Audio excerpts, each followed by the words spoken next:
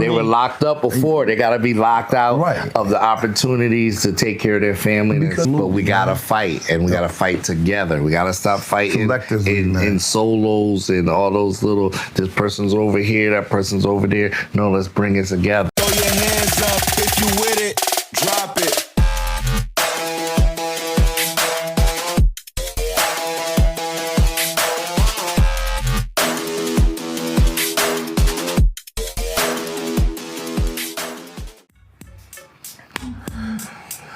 Thank you for joining another episode of Locked Up and Locked Out, the podcast. My distinguished guest today is Mr. Mo, Diggity Mo, you know what I'm saying? Mr. Maurice, man, thank you for joining me. Let's dive right in, man. You're doing a lot of exciting things in the community, throughout the state. Tell the listening audience of Locked Up and Locked Out, the podcast, what it is, your title, who you are. You're a near and dear friend of mine, you know, from childhood. And it's good to see you. Thank you, man, for joining me. First of all, it's great to see you. I didn't think I would ever see you again. Yeah. You know? And so we know that things worked out in your favor, and we're happy to see you here. Thank you. You know, got a family now, taking care of things as a man. Yes. And we thank you for all that you've done and will do here in the community. Thank you. It's tough because when we come from communities of underserved populations, we go through a lot, a lot of ups and downs. And over the years, I had my ups and downs too, but finally I was able to get on the right track, got with some good people. Now I'm currently serving in some good positions. I'm the third vice president of the local New Haven chapter of the NAACP. I serve on the state level, help run a couple of initiatives with the Million Jobs campaign, helping people who come home from incarceration to find employment. And then also on Wednesdays, which is today, I'll be out there at Whaley Avenue with Wake Up Wednesdays, where we give out food and resources for the local community. That's beautiful, man. You know, and the main thing for me is we want to work on two main things: stopping violence in our community and eradicating concentrated poverty. Because when people live in areas where basically in neighborhoods in Hartford and New Haven and Waterbury and other places, there are individuals, 4 grown individuals, adults, that don't bring in more than $24,000 a year. Right. And so what happens is it causes all kind of chaotic situations in their life, traumatic situations in their life, and they're not able to be on track and live peaceful and productive lives. So we're trying to just work hard in the community, give some resources, connections, and really work with our people to see them have a better quality of life. So I got a question. Do you ever deal with the mental health aspect around? That's the piece we're trying to add on now. Because we're seeing, as you know, the situation that happened in Hartford, and we were there when Stephen Jones was killed by a police officer, but had a mental health issue and episode at that particular time. And so we understand that is becoming pervasive in our community. We know that it's tough because sometimes people do have mental health issues, and we want to try to get them the resources and the proper help that they need. And so those are things that we're trying to add on to some of the things we're doing. Absolutely. To that point, it was a shame what happened to that man.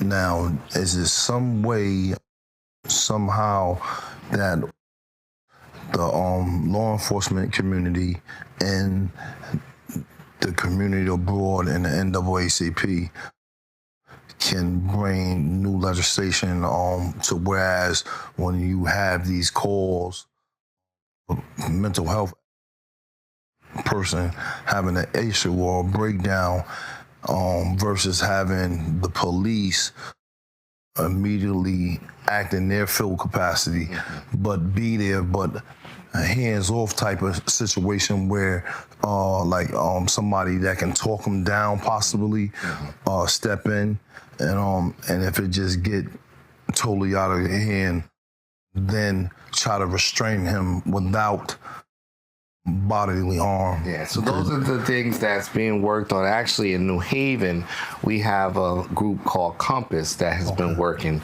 to where actually the people that have experience in the mental health field go to the incident before the police come, or goes to the incident instead of the police. Because what happens, we don't want law enforcement to overreact to a situation is where a person is just having a medical episode.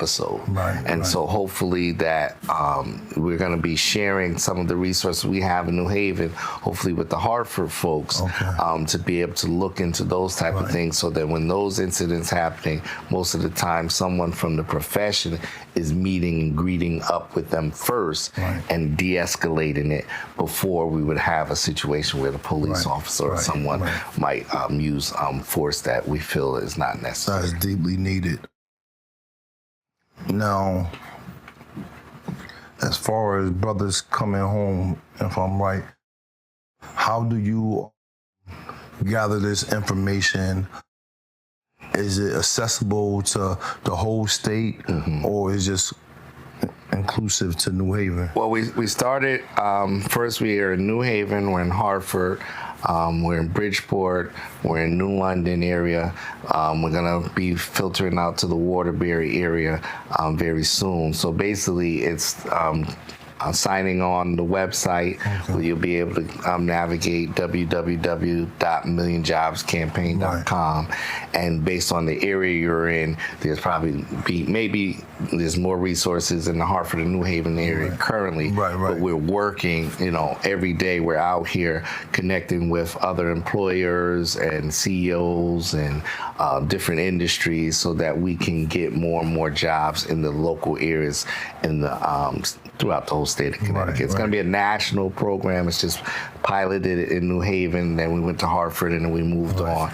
And so we're going to keep fulling throughout the whole state until we reach every major urban area. Now, do you feel as though people fall through the cracks of sometime of trying to get these jobs? The thing that I want people to realize is everything in life is the follow-up. And so sometimes initial call might not work, or you might miss someone, or you signed up and you didn't hear back. That's all imperfections of men, but you got to keep trying. But one thing I tell all the clients that we have, once you sign up, you're in our system for the rest of your life. So whenever you call, we're going to put some assistance to trying to help you get employment. The first one might don't work. The second one might don't work. Let's keep trying. It's just like in anything that you want, you got to keep trying till we get it right. And so over the years, we've been doing it since 2019. So over the years, we're getting better.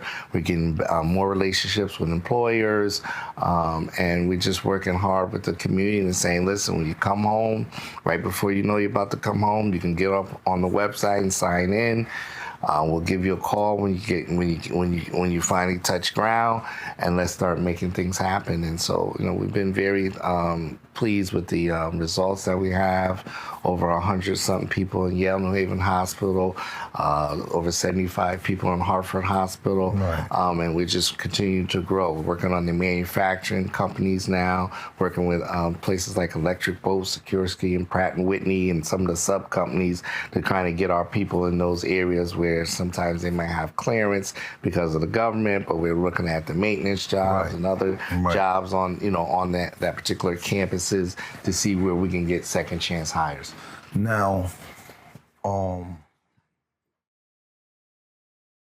wanted to know if there was a push for like electric boat yard, more finer jobs that's going to really meet today's high standard of living. That's where we're at. Skyrocketing. You're right. That's exactly where we're at, because basically what our push is, as we deal with individuals like Senator Murphy's office and those who help to get those type of contracts, is this is tax dollars.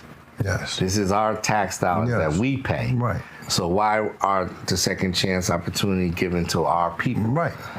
With these tax dollars. These tax dollars are the ones that are going to be able to help make these contracts happen. They come in, and so now we're working with them. And one thing we know is there's not a law.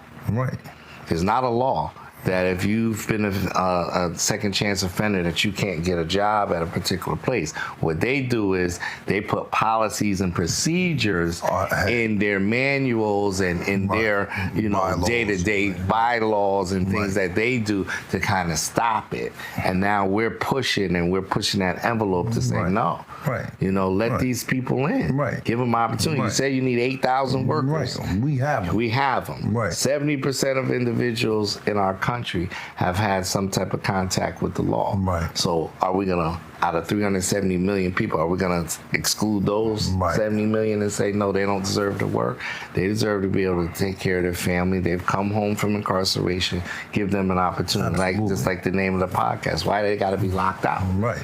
Right. Because they were locked up before. They got to be locked out of the opportunities to take care of their family and survive. In true essence, in society, it says it's built on second chances. That's right. But time and time again, society is smacking people in the face with a double hand and saying, no, you don't deserve a second chance. So what is it? You want me to do good, but you're not giving the tools or the ability to pave the way for somebody to do good. Because most people I know don't want to hand out, they want to hand up. That's right. To be the best individuals that they know they can be moving forward in life. And then what, if any, programs are geared towards people that's been exonerated or coming home without any stipulations on them to having a pathway to some of these jobs? Because it seems like I've run into a couple of situations where either people are coming home with no stipulations, no housing, no ability to get a job, don't have a vehicle, and we have different services for different people, sets of people that's geared, coming back into society as far as parole, probation, but nothing geared directly to people that's been exonerated or, just like I said, coming home without any restraints, but can't get their foot in the door because they don't have these issues. Mm-hmm. What, you know what I'm saying, makes another whole nother issue. Situation. The thing that we're finding is that it's the sharing of the resources that's not happening the way that it should. Right. And like I tell everybody, think about a company like McDonald's, right? Multi-billion-dollar company, they still put dollars into marketing. Right. So a lot of times the programs that are available for people, we're not getting the proper outreach. Right. We're not getting the proper connections. This person doesn't know about this program. That person doesn't know about that program. And so we're trying to be those hubs and those resource situations where, like Wake Up Wednesday, as I say, you come there on Wednesday, there's a table full of resources. Individuals come, they say, hey, I need a job, or they talk about I need housing, or they talk about some of the deficits they have. Right. And there's some resources there to help them. Right. It happens in Hartford on Barber Street, Unity Plaza, the same way. And what we're trying to do is we're trying to make it to where we're going to go to go to Waterbury, we're going to go to Bridgeport, we're going to go all around so that the state knows we need these resources for our people when they're returning back home. Right. And because I tell people this is weird, and this is a number that I always work with because it helps me to understand how the world kind of operates. 85% of what a Caucasian child needs in their community will be there for them. Right? In the Black community and Hispanic community, it's 13%. Now look at this interesting numbers, how it flips for you. 85% of incarcerated individuals are Black and Hispanic, Right. but they only make up 13% of the population. So you see that 13 and 85, how That's it plays drastic. is because of the resources. Right. So a young African-American male and Hispanic male, they're not going to have all the resources Right. they need to be successful. Right. A Caucasian that lives out in areas that we're in, West Hartford and these smaller suburban towns, they're going to have Right, all to of the thrive. resources that they need to thrive. Right. So in living in concentrated poverty, you grow up in poor, infested communities. Nobody has resources, no jobs, no transportation. Right. You know, all these things that prohibit you from going forward. Right. And so what we got to do is we got to be able to go to our legislators, go to our aldermen, go to all these people to say, why aren't these resources being put in the Right. areas that's needed for the people? And if we don't do that and band together to do that, Right. then what happens is you continue to get what you get. And what happens is somebody gonna luck up and they might make it, and then the other ones, they don't. And remember we talked about earlier that misery loves company? Yes, yes. That's real. Yeah, because all a absolutely. person in the community that's doing bad wants to know that there's other people doing bad Right, just like them. right. They're And they're not comfortable. excited about trying to help somebody Right. grow because they're not growing. Right. And then they don't want to work hard to make sure that there's more for everyone. Right. Because at that time, everybody is trying to hug on to every little piece, That they a got. cranny for themselves. Yeah, yeah. And that's not going to help us in that way. I mean, I believe with the brothers and sisters that's re-emerged in society have a strong hand in changing the narrative and voting. And collectively, with the brothers and sisters that's been here trying to do the work and galvanize more people to come on board, I think we have more in common than we, have separate issues or what have you. But I believe it takes certain people to move out the way for us to get there. Because, truth be told, a lot of people come with baggage. A lot of people has been in these positions for so long they become jaded and just not ready, to buck the system. We come home, we're bucking the system, because we know how wrong the system can get it. And they've got it wrong with many of us.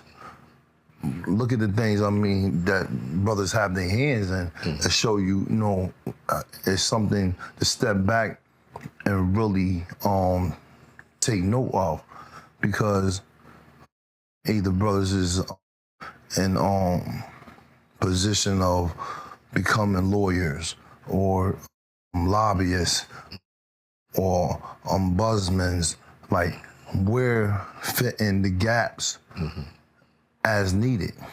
It's not something that I can say many of us came home choosing to do. But we see nonetheless ourselves in these positions championing for the people that can't champion for themselves. That's right. And it's like many times we can spend our time like we did as children, getting in all types of nonsense. But we choose as men to do manly things, and enriching humanity and in our communities, and we at the same time uplift ourselves to be the best specimen of the man that we see every morning when we look ourselves in the mirror. That's right. And I believe also that it's time for when, like, the bills are 503 rally for brothers and sisters that's 26 to be able to come home after, so many years are incarcerated, and give these children who were children at the time of the crimes, or adults at the time, but not in their right state of mind, the ability to change and come home and show that change by being another pillar of the community and helping the community at large move forward. And we all become enriched by that. So it's shameful when you hear somebody ring the bell for family members, the community to stand up side by side and help these bills be pushed forward. That's going to enrich everybody's life. Like, it's just like me taking you to the grocery store and buying a bunch of groceries for you. I can do that. Mm-hmm. But it's not going to help you long term because it's a short fix. That's right. The fix is giving you a tool to help yourself. That's right. And enriching your life at the same time, to whereas you position yourself in society to make it. That's right. And the men have to stand up. Yeah. And so what we've seen recently, which is a good thing, is brothers that have been coming home fighting in the front lines to make sure that there is justice in the system. Right. And they've been working together. Right. You know, I can name many of them, but right. just collectively they have been working together and showing by example. Absolutely. That I want to learn what our justice system should look like. Right. I want to learn how it works. Absolutely. And then when people like yourself and others have been mistreated and been wronged, okay, if there has been a reward, how do I take that reward and make it positive, right. not only me, my family, but for others, right. so that they can see that there was something, because you know they're looking. Right, absolutely. You know they're watching right. everything, and they want to see, right. hey, what are these brothers and sisters who were granted money from being wrong, what did they do? Right, right. You know, and right. so you lead by example, and you're doing things to show that you're going to give back to the community. You're working with the community. Your podcast is going to uplift this movement of showing individuals that when you come home, turn around, get on the right track, and help others. And that your life ends up and becomes a blessing for those for the times where there was transgression in the past. And, you know, I think that's to be commended, and proud to see what you're doing. And, you know, anything I can do to help keep it going, bro, I'm here for you, bro. I definitely appreciate you, man. We've been friends since we was little kids, man. And so now that we're older and we understand it, and like I said, you know, I came on, and when you came home, I had to shed a tear because I didn't think I was ever going to see you again. And just to know that, you know, you're back in effect, taking care of your family, doing some great things, and so, you know, it's an example for our young people and others to see out here. I thank you, man, because being one of the first people that I seen coming home, you know what I'm saying, the embrace, and like you said, the tear. Like knowing how triumph, how troublesome the times were, and then knowing firsthand the situations and things of that nature, and then hearing the rhetoric and things of that nature happening, just like, but always even, you know what I'm saying, kill. Water's never choppy, you know what I'm saying? It's like, yo, and you remember that question I asked you that first time? I said, do you want revenge? No. And you said, no, Mo. No. I said, I don't want revenge. Because it takes two, I mean, it's easy to do that. Yeah, because it would have been. Yeah, you know what I'm saying? We know, you know, the type of people who really is who, you know what I'm saying, from others. But when you grow and you embrace that moment where the clarity of, I'm comfortable in my own skin. You know what I'm saying? I have nothing to prove to nobody. That's how I knew you was ready. Yeah. I said to myself, I said, if I can ask him this, and I know he's gonna truthfully tell me, because it was just me and you, and like we had to worry about. And you know, I ain't never hold my tongue. You know what I'm saying? And I said to myself, I said, when he answered that way, I know he's ready. And then I said to myself, I know he's going to do fine and he'll be okay. Because if you had that in your heart, that wasn't going to help. And it wouldn't have turned out in a positive situation, a positive light. And so you embraced that, which was big, because I didn't think you could. You know, I'm going to be honest with you. I didn't think you could embrace it. But that's what time does. And I don't necessarily know that it heals all wounds because I haven't, gotten to that level. Because the pain of being ripped away from society, unwarranted, is still a tough pill to digest. But all the same, I've learned to understand that there's better ways to cope with issues versus being a bitter person and handle it as a child would handle. That's right. When somebody step on your shoe or something like that. That's right. I know that there's a lot of anger. You hear a certain thing. Your first instinct is to go back and deviate to who you once were, but in that instant of solace and solitude, and knowing that Allah has showed mercy on me. You know what I'm saying? Through and through. So it's like, let me just breathe. That's right. And let people be who they are, you know what I'm saying? But the truth is gonna always shine through. That's right. Just as it did in this situation. And I'm very thankful and humbled by it. So much to whereas it allowed me to show mercy on somebody else. You know what I'm saying? Because mercy was showed on me when Allah let the truth come, you know what I'm saying, forward after all the lies and things of that nature. So, who am I? You know what I'm saying? It's like, yo, man, just, you know what I'm saying? And the lady told me, said, the best revenge is success. That's right. You know what I'm saying? It's like, yo, kill your enemies, you know what I'm saying? We're winning. And that's what I set out to do. Yo, I'll give you a reason, you know what I'm saying, to hate me, you know what I'm saying? Because I'm all about winning. However that shapes up and looks like for me. Winning is helping the next person that might be in dire restraints. And it's humbling, man. You know what I'm saying? It's like not to throw names and all that. And that's buffoonery. But just to be in a position, if you get a call and a situation is warranted, I can intervene. You know what I'm saying? Oh man, that is no better joy. You know what I'm saying?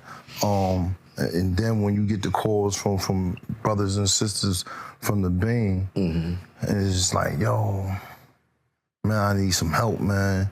I don't, and you done got these political people, you know what I'm saying, that's in your life that respect you, and you respect each other, and y'all thrive on that, and it's based off of the truth and the buddy system, you know what I'm saying, like, yo, and the honor system of, like, you know when I pick up and I call you, it's no BS, you know what I'm saying? It's like, yo, man, how you been doing? How's the family? You know what I'm saying? And I got a situation. That's right. You willing to hear it out? You got time? Give me an hour or something, I'll call you back. All right, you know what I mean? No rush, you know what I'm saying? But now I plant the seed, and you call me back. Yo, I got a brother, you know what I'm saying, who just came home. He's in the halfway house, and he's, you know what I'm saying, he's in dire straits. He need a job bad. Tell him to fill this thing out, you know what I'm saying, and I'll take a look at it, you know what I'm saying. We get right on it. And then the thought is, like I told you, to follow up. The person, once you're in that system, you don't leave. So you can always call and you can always get that help. And we just got to let brothers and sisters know that eventually where we're trying to take it is to where we do the entrepreneurship that's added on to it. Owning our own companies and helping young people to get skilled and trained so they can run their own companies.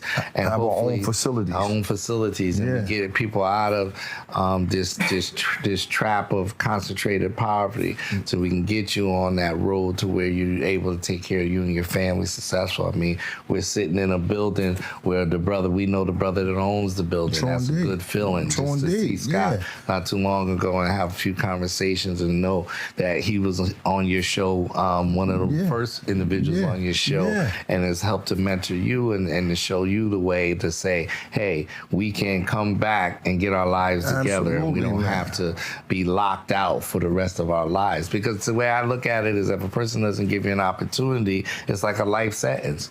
Why let me out if you're not going to give me an opportunity? So if you're not going to give me an opportunity at anything, what's the use? What's the use? Yeah, I might as well go back. I might as well go back. Get the 3 hots in the cot. If you're not going to give me no opportunity, and be that knucklehead you already think I am. You know if you're not going to give me no opportunity out here. So it's usually by doing it the right way. It kind of corrects itself, and then we're able to be an example and help out others. You have to be a beacon of light, man. You know what I'm saying? It's like, we're thrust in these positions for a reason. You know what I'm saying? Not to be selfish or be on some Grimmy the Grinch, trying to get everything for yourself. That's right. Distribute it equally. You know what I'm saying? Help those and as many as those you can. Possible. Because you can't help everybody, but collectively together we can help a whole lot of people. And that's like been my vocal point. You know what I'm saying? The bridge the gaps where there's so many community-based organizations, and then you have people that's in the NAACP who the neighborhood don't call on. You know what I'm saying? They have to learn they have to learn to embrace the part of what the organization is about. And I think what happens is sometimes people kind of confuse it. The NAACP is an advocacy organization. So basically what they're supposed to do, they're supposed to advocate and fight for your rights. Right? But you need volunteers to come in from the local community to be part of that. If the volunteers and individuals in the local community don't get involved, you got 10 or 15 people trying to help take care of 130,000 people. That's not going to work. It's not going to pan out. So people got to get involved and say, what part is it that I play? Tonight at the Stetson Library, we're going to have a town hall forum, talk about violence. And the main thing... So, not to cut you off, how many people are aware of this happening? So that's where you talk about the marketing. You know what I'm saying? We try to use social media. You put a few flyers out. Because I think word of mouth is better. Interested in the things there. Right, Chonde, you have you know how that goes. So people will come out. Right. So you'll get 50, 60 people to come out. But the challenge tonight is, what is your personal commitment to the community?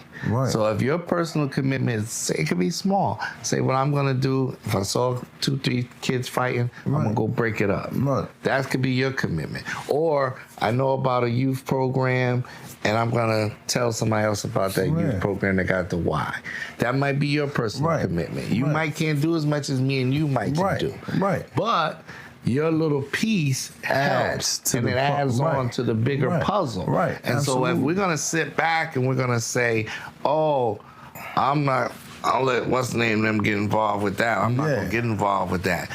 How does that help the village? That doesn't help the village because you're not willing to play a part. You're just sitting on the side, but you got a lot of criticism. On the side, you got a lot of criticism. Why? What's the name that ain't doing that? What's the name that ain't doing that? What are you doing? I always tell people, remember, when you put that finger out, 2 coming back. 3 come back, and the thumb comes back too. Look at it, look, right? So when you pointing that finger out at what somebody else is not doing, you got to ask yourself, what am I doing to help out? And if I'm not a part of the solution, I'm part of the problem. So indeed.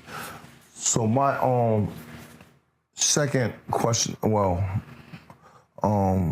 second question to that is how are brothers and sisters of your organization reaching into the prisons to help with people who's been wronged by the system or feel as though they have no avenues, nobody's listening to them, and even when a letter is received, there's no action behind that. Okay. That's a crucial one because it does happen, and I'm not going to sit here and say that it doesn't happen because you get the letters. You know, I'm on the legal redress committee, and so I get the letters, and we read the letters, and we try to contact out. But a lot of times, what happens is an individual's situation needs to be handled by a lawyer, and because we're not lawyers, we can give some sound advice, but they need lawyers. And so one thing I like is everybody knows Alex, right? So a lot of people have been reaching out to Alex, and he's helped with a lot of people's cases, and there's some other good people that are stepping up.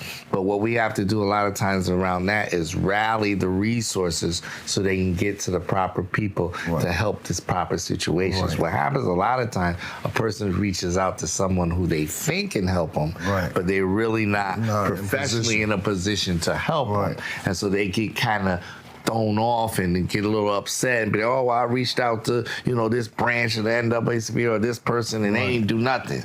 You think they didn't do anything because all they did was try to talk to you about what the situation was and refer you to someone. And you got upset because you thought they can handle it. All they can do sometimes is pass it on to the next person who can handle it. So do you have a resource like a resource guide. Maybe that's something to work on, and I appreciate you saying that because that's something that seemed like it's probably going to be needed.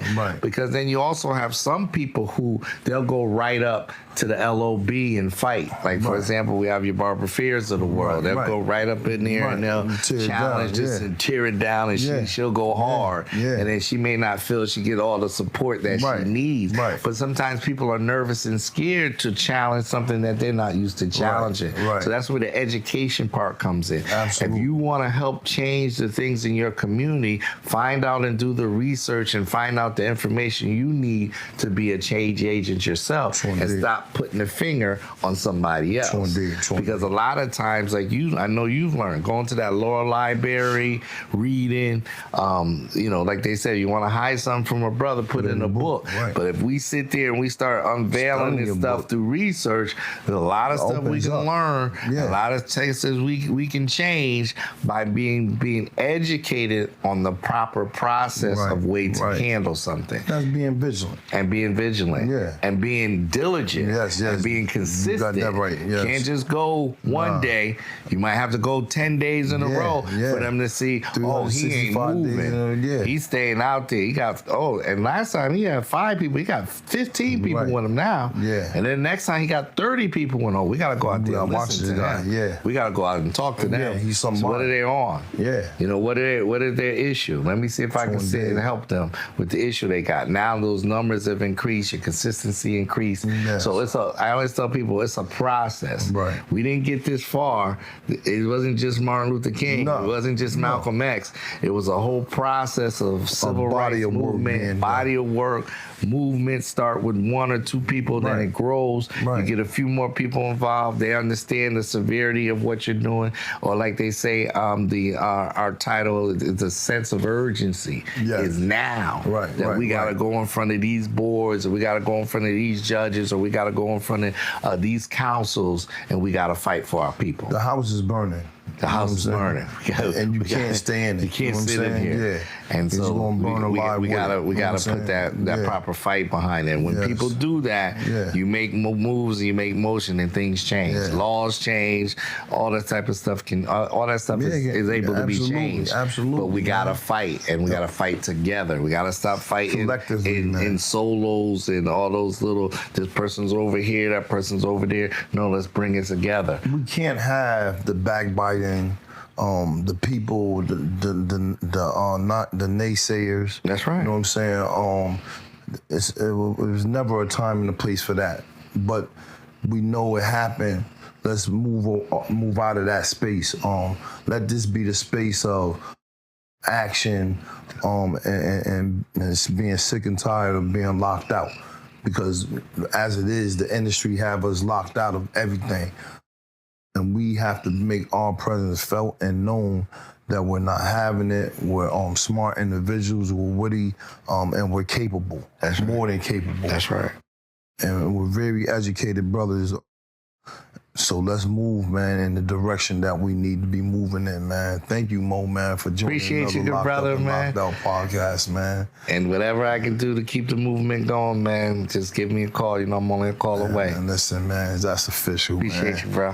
Thank you, man. Oh, man, thank you. Yeah, man. This is how we doing it. This is how we gonna get it, man.